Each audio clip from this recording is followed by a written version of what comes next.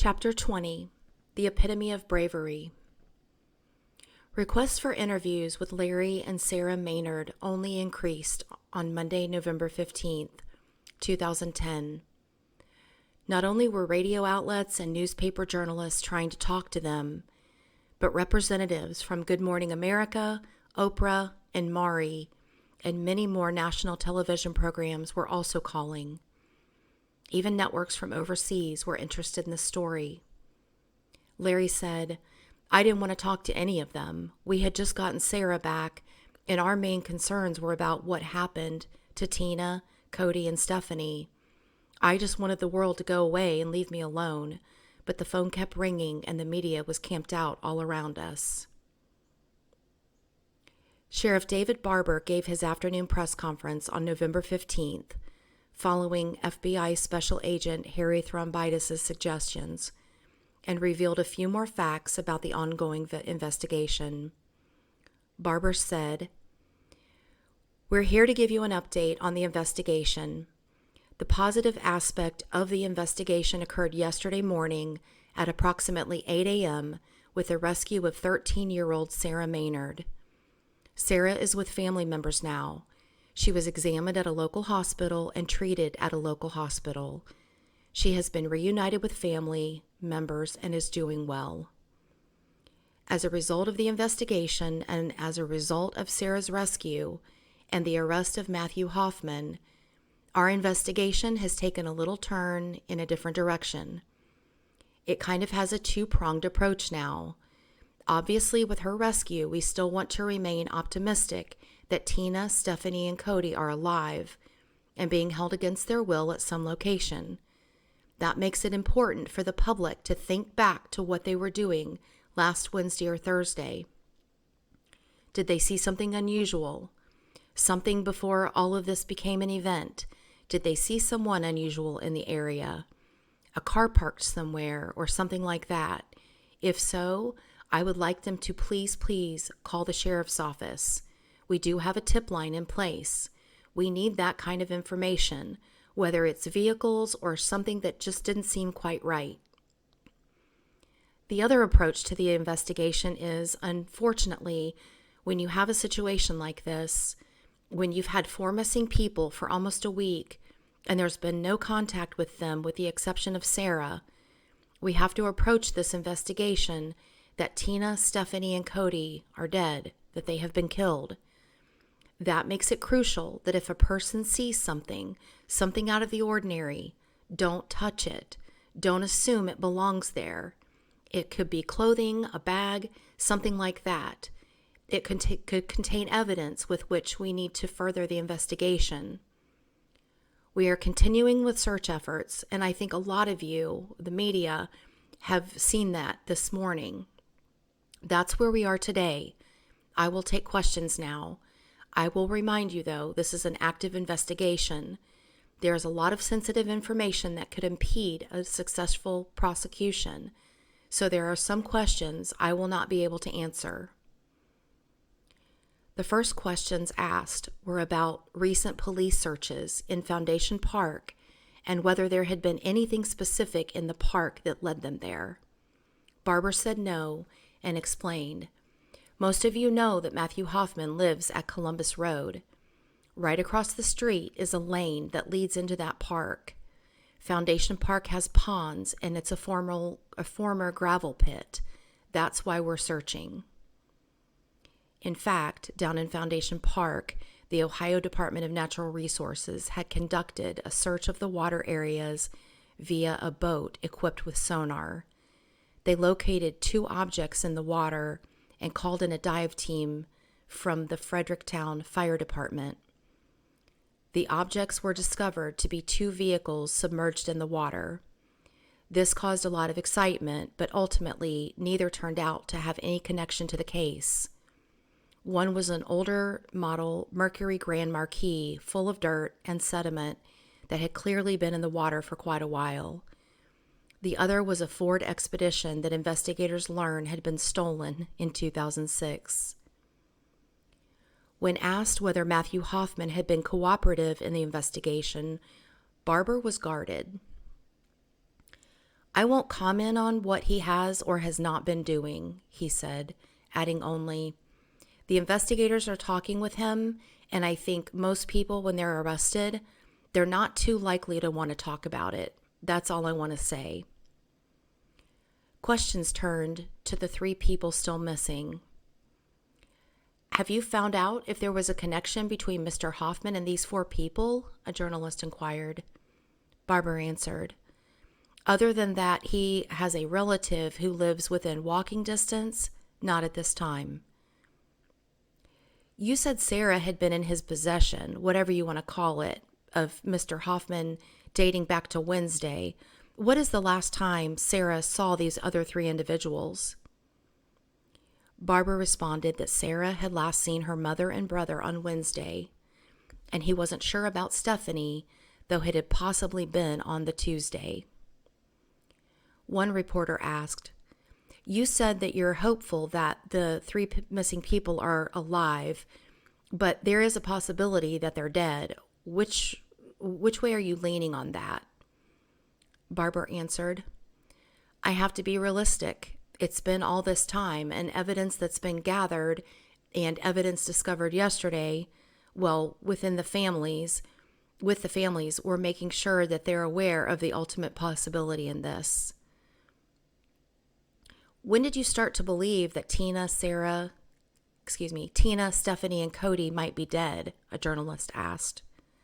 Barber said, we are still hopeful that they are alive, but we have to be realistic that the amount of blood in the house and the fact that Sarah was found with a suspect and no one else was found there, and no one has seen them since Wednesday of last week, that is troubling.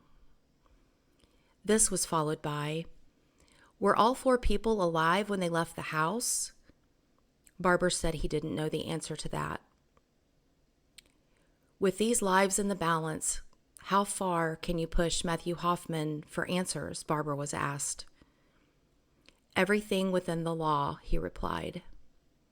Someone asked, is the search confined only locally, or is there a plan to expand it out of state? Barber replied, at this time, there's no reason to believe the 3 missing persons are outside of the geographical area of Knox County. Can you address how you and your officers are handling all of this? For a moment, Sheriff Barber was facetious and said, we just don't sleep.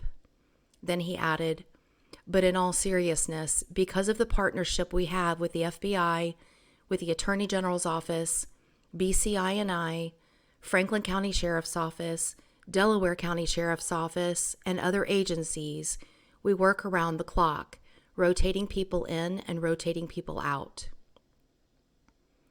A reporter wondered if the sheriff's office had a person of interest other than Matthew Hoffman in mind. Barber answered, not at this time. There's nothing to indicate that he had an accomplice, but the investigation is still in progress. Can you comment on Sarah's health condition right now? It's my understanding that physically she's fine. Obviously, she's been through a lot, and she's going to be recovering from that with the help of services. Have you gotten any information from her? Investigators have.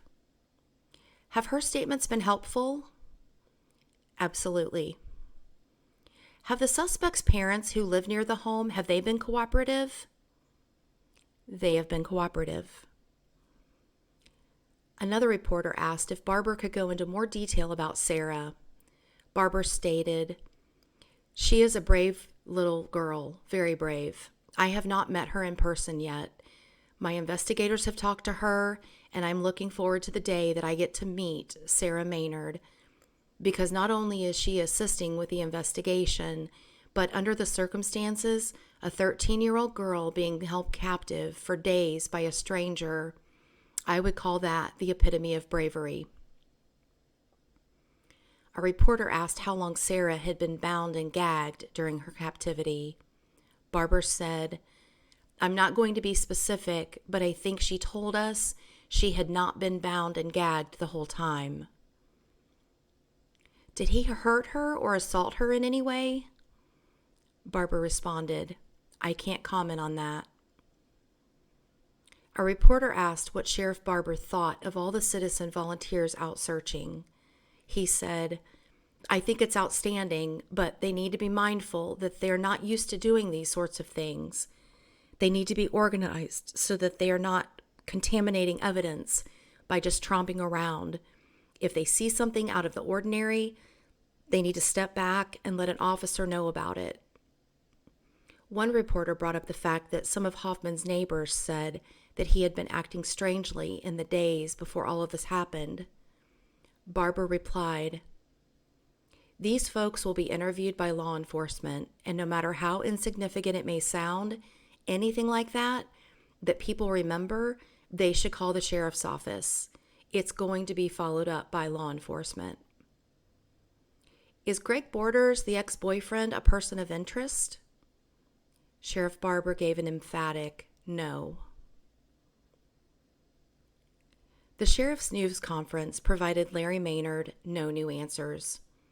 He wanted to go out with one of the search parties, but family and friends were against this. They worried what would happen if he stumbled upon Tina and Cody's bodies. Although they still held out hope that Tina and Cody were alive, the prospects of that were dimming by the hour. While the Maynards tried to cope, the tips continued to pour into KCSO. Todd Kay said that he had seen one of the missing women in a green minivan, and TJ, who stated that he worked for a cable company, said that while working close to Matthew Hoffman's house on Columbus Road on Friday, November 12th, he had seen a boxy black van parked in front of Hoffman's residence. Doris D. reported that over the weekend, 2 rough-looking men had come to her door asking about Stephanie. One of them had blue eyes and big arms and was very demanding. Jeff S. said he worked at the library in Kenyon College, and he often walked on the paths near the Brown Family Environmental Center where Tina's pickup truck had been found. Jeff told an investigator that there were remains of a fire near a path. This was against the rules, and Jeff had learned that Matthew Hoffman had been convicted of arson.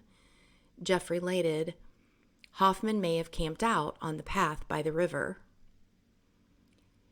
Brenda R. told an investigator that a pickup truck with a camper shell was parked about a quarter mile from Tina's residence. According to Brenda, the pickup had showed up 2 days before the people went missing. Someone told her that Hoffman drove a car, but recently he had been driving a pickup truck as well. And J.S. said on that Friday morning, November 12th, "I saw a male matching Matthew's description walking on Route 229 east towards Mount Vernon. He was just passing where the trail crosses 229 between Duff Street and Wiggins Street." Monday evening, a private prayer vigil, closed to the media, was held at the South Vernon Methodist Church. Another public prayer vigil, however, was held at the public square in Mount Vernon. Many people who did not personally know Sarah or the others who were still missing gathered there. Megan Sowell of Mount Vernon was in that group and said, "We don't know them personally, but we know people who do know them. It's really sad. We have a nephew who is 10 years old, and we can't imagine if this had happened to him." Jay Berger was there with his wife Betty and related, "We have children, and we certainly would want people praying for us. We came because we thought it was our duty, and who else can we turn to except our Heavenly Father?" The Bergers had driven to Mount Vernon from Mount Liberty, about 10 miles away. Pastor Dennis Egerton led the crowd in prayer at the public square. His wife Janelle Egerton was the principal at East Knox Elementary School and had known both Sarah and Cody personally. In part, Egerton prayed, "Lord, it's times like these that people turn to you. Father, with our troubled hearts we come to you. Father, be with them. Give them strength. Keep us as a community ready to come alongside when the time is right, and teach us to bear the burden. We cry out to you at times like this, when we have nowhere else to go. Be with the ones who need you the most. Cameron Keller, who was also in the crowd, told a journalist what many felt in the area. We're all upset. We're just completely taken aback by what's happened in our small town. I just can't believe this could happen in Mount Vernon.